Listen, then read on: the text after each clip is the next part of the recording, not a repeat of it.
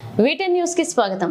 రైతు రుణమాఫీ గురించి మాట్లాడే అర్హత హక్కు టీఆర్ఎస్ పార్టీకి లేదని ప్రకాష్ రాథోడ్ కాంగ్రెస్ పార్టీ యువ నాయకులు మాట్లాడుతూ గత 10 సంవత్సరాల టీఆర్ఎస్ పార్టీ అనేక మంది రైతుల ఆత్మహత్య చేసుకుని చనిపోయిన రైతు యొక్క గిట్టుబాటు ధర లేకపోయినా రైతులకు అనేక రకాలుగా ఇబ్బందులకు గురిచేసి రైతులను జైలు పాలు చేసినటువంటి ఘనత బ్యారేజ్ పార్టీకి దక్కుతుందని రైతులను మోసం చేసినటువంటి పార్టీ బీఆర్ఎస్ పార్టీ. కానీ ఈ రోజు రైతు రుణమాఫీ జరిగితే ఓర్చుకోలేనట్లుగాటువంటి బీఆర్ఎస్ పార్టీ కాంగ్రెస్ పార్టీపై, ముఖ్యమంత్రి రేవంత్ రెడ్డిపై, ఎమ్మెల్యే ఎంపీపై ఇష్టం వచ్చినట్లుగా మాట్లాడుతున్నటువంటి ఈ నాయకులకు రైతు యొక్క పొలంలో వచ్చి మాట్లాడాలి.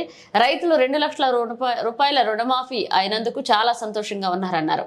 ఇక ఏ ప్రభుత్వం కూడా చేయలేదు, కానీ కాంగ్రెస్ ప్రభుత్వం గతంలో ఇప్పుడు కూడా 2 లక్షల రుణమాఫీ చేసిందంటే అది ఘనత కాంగ్రెస్ పార్టీకి అని చెప్పేది అంటూ ఆయన తెలియజేశారు. బీఆర్ఎస్ పార్టీ రుణమాఫీ కావాలని చెప్పేసి ధర్నా చేసిర్రు. ఆ ధర్నా చేసే అర్హత హక్కు బీఆర్ఎస్ పార్టీకి లేదని చెప్పేసి తెలియజేస్తా ఉన్నాం కాంగ్రెస్ పార్టీ తరఫున.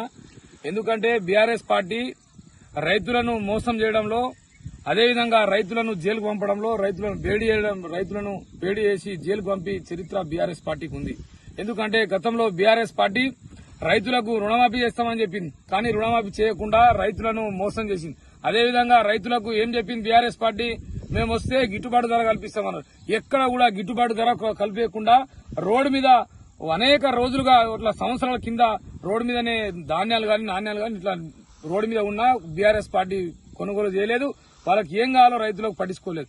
అదేవిధంగా రైతులు అనేక మంది పురుగుల మందులు అయ్యి ఆత్మహత్య చేసుకోతే రైతులకు కనీసం పట్టించుకున్నటువంటి బీఆర్ఎస్ పార్టీ ఇలా రైతుల గురించి మాట్లాడుతూ ఉంది. అంటే బీఆర్ఎస్ పార్టీకి ఏమైంది, కాంగ్రెస్ పార్టీ రాష్ట్రంలో అధికారం వచ్చిన తర్వాత బీఆర్ఎస్ పార్టీకి రాష్ట్రంలో ఎంపీ ఎలక్షన్ లో 0 సీట్లు వచ్చినాయి. అంటే బీఆర్ఎస్ పార్టీ 0 అయిపోయింది గ్రామాలలో. అదేవిధంగా రాష్ట్రంలో బీఆర్ఎస్ పార్టీ లేదు. ఉన్నటువంటి ఎమ్మెల్యేలు కూడా జారిపోతున్నారు. కాబట్టి ఏం చేయాలో అర్థం కాక తోచినటువంటి పరిస్థితిలో కేసీఆర్ కూడా మైండ్ బ్లాక్ అయిపోయింది. కేసీఆర్ మైండ్ పనిచేయక కేసీఆర్ ఇంట్లో అనుకున్నాడు. కానీ ఇలా హరీష్ రావు, కేటీఆర్ రోజు ఒకటే మాట్లాడుతూ ఉన్నారు. ఏమని, మేము బీఆర్ఎస్ పార్టీ ఉన్నప్పుడు మేము రైతులకు అది చేసినాం, ఇది చేసినాం అంటారు. మరి ఆయన ఖమ్మంలో మిర్చి కోసం రైతులు ధర్నా చేస్తే ఆ రోజు వాళ్ళు గిట్టుబాటు ధర అడిగితే వాళ్ళకి జైలు వేసిన చరిత్ర కేటీఆర్ది కాదా అని చెప్పేసి తెలియస్తా ఉన్నాం. కేటీఆర్ ఇలా రైతుల గురించి మాట్లాడే హక్కు అర్హత లేదు. ఎందుకంటే రైతు రుణమాఫీ చేసిందంటే కాంగ్రెస్ పార్టీ పేదల పార్టీ, పేదల పక్షాలు నిలబడే పార్టీ. గతంలో మన్మోహన్ సింగ్ గారి నాయకత్వంలో రాజశేఖర రెడ్డి గారు ఉన్నప్పుడు 2 లక్షల రుణమాఫీ చేసినటువంటి ఘనత కాంగ్రెస్ పార్టీకి ఉంది. మళ్లీ 2024లో కాంగ్రెస్ పార్టీ రేవంత్ రెడ్డి గారి నాయకత్వంలో రాష్ట్రంలో రైతులందరికీ కూడా రుణమాఫీ 2 లక్షలు చేస్తామని మాట చేసిరు. ఖచ్చితంగా ఏ రైతుకు అడగండి, ఇలా మాది కూడా 1,90,000 రూపాయలు ఉండే, అది రుణమాఫీ అయింది. అంటే రైతులకు రుణమాఫీ అయిందని కాబట్టి రైతులకు ఇలా రైతుల ఓట్ల కీలకం. రైతులే ఈ దేశానికి వెన్నుముక్క. రైతులే ఈ దేశానికి ఏం చేయాలన్నా రైతులతోనే అవుతుందని చెప్పేసి ఇలా రైతులు మాతోని దూరం అవుతారని ఒక కపట ప్రేమతోని ఇలా హరీష్ రావు గారు యాదాద్రి భువనగిరి జిల్లాకు పోయి అదే లక్ష్మీ నరసింహస్వామి మీద ఒట్టేసి రేవంత్ రెడ్డి మోసం చేసినట్టు. మరి హరీష్ రావుకి చెప్తా ఉన్నాం, హరీష్ రావు గారు మీకు తెలియజేస్తా ఉన్నాం, మీకు ఒకవేళ గుర్తుపెట్టుకోండి, మీకు ఇట్లా మైండ్కి ఇట్లా పని చేయకపోతే మీకు గుర్తు చేస్తా ఉన్నాం. మీరు గతంలో ఇదే రైతులను కనీసం తొక్కి అక్కడ కాళ్ళతో తొక్కి పంపించిన చరిత్ర మీది. ఇలా రైతులను ఏదైనా గిట్టుబాటు ధర అడిగితే అదే సిద్దిపేట జిల్లాలో రైతులను లాఠీ చార్జ్ చేసిన చరిత్ర మీది. ఇలా రైతులు రుణమాఫీ చేయకపోతే ఇలా రైతులకు కాంగ్రెస్ పార్టీ రుణమాఫీ చేస్తే అది తట్టుకోలేక మీ ఫ్రస్ట్రేషన్ తోని మైండ్ బ్లాక్ అయ్యి ఇలా మీరు ఏదో మాట్లాడుతున్నారు. అదే రేవంత్ రెడ్డి గారు లక్ష్మీ నరసింహస్వామి మీద ఒట్టేసి చెప్పిండు, నేను రుణమాఫీ చేయకపోతే నా ముఖ్యమంత్రి పదవికి రాజీనామా చేస్తా, ఖచ్చితంగా చేసి తీరుతాను లక్ష్మి అని ఆ రోజు ఒట్టేసిండు. 2 లక్షల రుణమాఫీ అయింది కదా, ఒక్కరికి కూడా కాలేదు, రాష్ట్రంలో ఒక్కరికి కూడా జరగలేదు అన్నట్టు మాట్లాడుతున్నారు. ఎందుకు జరగలేదు? రుణమాఫీ జరగకుండానే ఇలా రైతులు బ్యాంకుల దగ్గర మీరు చూడండి ఎంతమంది రైతులు వచ్చి నిలబడుతున్నారు, ఎంతమంది రైతులు ఆనందంతో ఉన్నారు, ఎంతమంది మహిళలు మాకు 1,00,000 రూపాయలు, 2 లక్షలు, 50,000, 70,000 అయిందని చెప్పేసి ఎందుకంటా ఉన్నారు. మరి అంటే ఈ రోజు బీఆర్ఎస్ పార్టీకి నిద్ర వస్తలేదు, రైతులకు ఒకవేళ రుణమాఫీ చేసి మా ఓట్లన్నీ పోతాయి. కానీ ఈ రోజు బీఆర్ఎస్ పార్టీ మాటలను ఎవరు నమ్మరు, కావాలని చెప్పేసి అలా మళ్ళీ దేవుల యాత్ర పెట్టింది. కానీ నువ్వు చెప్పినటువంటి మాట నువ్వే చెప్పినావు కదా, ఆ రోజు నారాయణఖేడ్ ప్రాంతాన్ని దత్త తీసుకుంటా, నారాయణఖేడ్ ఒక కన్ను, సిద్దిపేట ఒక కన్ను. మరి అదే కన్ను మరి నారాయణఖేడ్కు నువ్వు మోసం చేయలేవా? నారాయణఖేడ్ పరిశ్రమ తీసుకొస్తాను మరి తెచ్చినవా? నారాయణఖేడ్లో కంటి మండల కేంద్రంలో ఉల్లిపాయల కేంద్రం తీసుకొస్తానని ఆ రోజు ఎన్నికల హామీ చెప్పినావు. ఆ రోజు నువ్వు మోసం చేయలేవా? అంటే ఈ రోజు మీరు చెప్పినటువంటి దళితులకు 3 ఎకరాల భూమి ఇస్తాను, ఇచ్చిర్రా?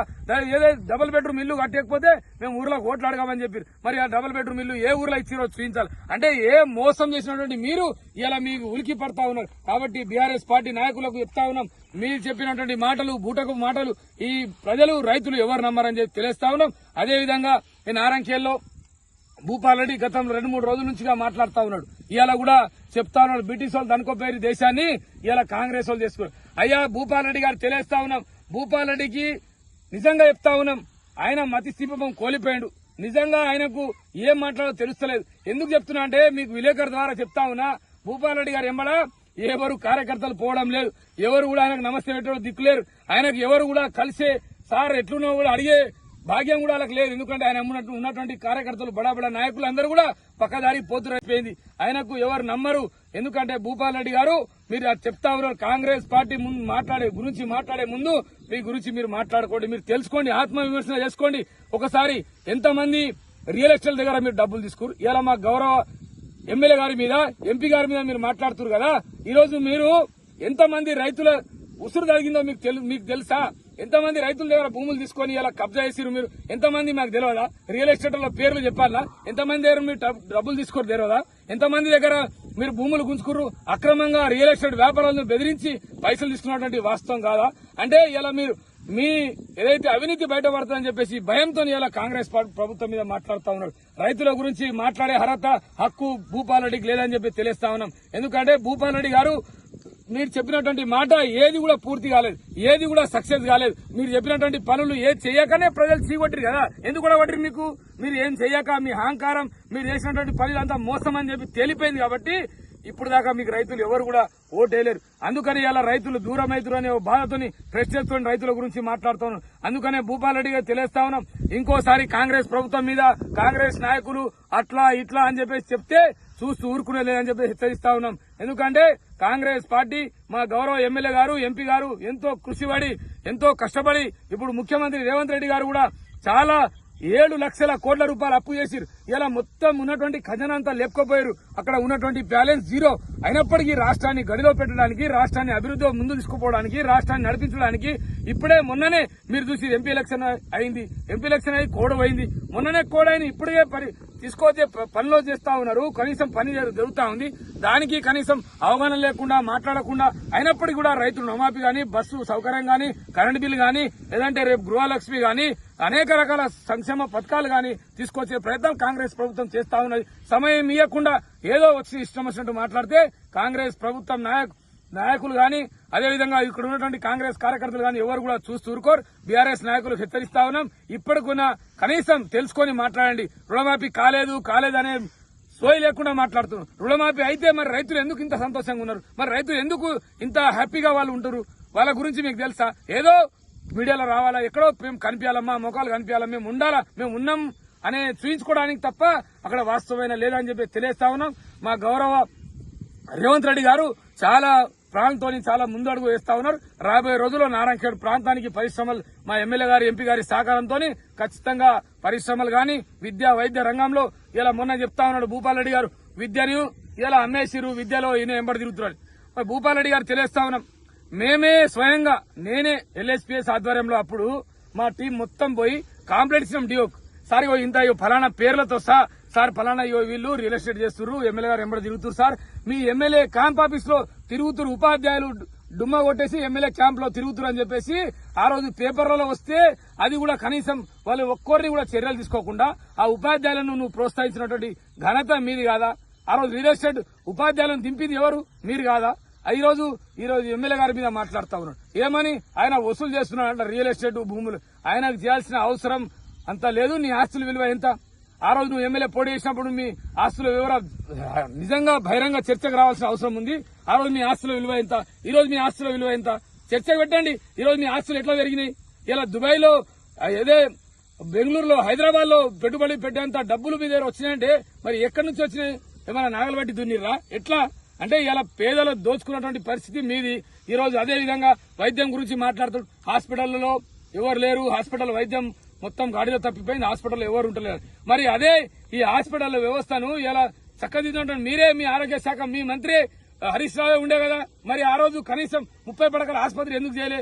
ఆ రోజు మరి హాస్పిటళ్లకు ఎందుకు పట్టించుకోలే? ఎందుకు స్టాఫ్ ను పెంచలే? ఇలా రేవంత్ రెడ్డి గారు వచ్చిన తర్వాత వెంటనే స్టాఫ్ నర్సును పెంచిరు, డాక్టర్లను పెంచిరు, హాస్పిటల్ యొక్క డయాలసిస్ సెంటర్ను పెంచిరు, అనేక రకాల హాస్పిటల్ ముందు తీసుకోతాను.